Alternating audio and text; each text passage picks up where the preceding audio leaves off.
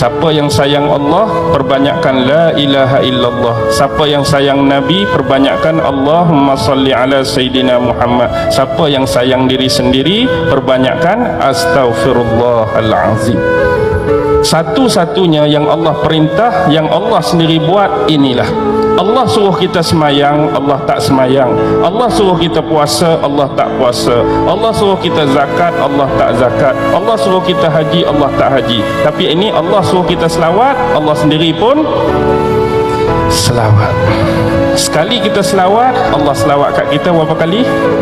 10 kali kita selawat, 100 kali. 100 kali kita selawat, 1000 kali.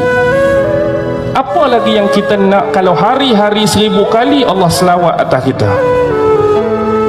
Tapi dah kita tak mau, kita abaikan selawat, kita lalaikan selawat, kita lekakan selawat. Kalau orang tahu fadilat dan kebesaran selawat, orang pasti tak akan meninggalkan selawat. Selain hubungan silah kita dengan Nabi Muhammad sallallahu alaihi wasallam, antara umat yang dia paling kasih ialah umat dia yang memperbanyakkan bacaan selawat atas dia.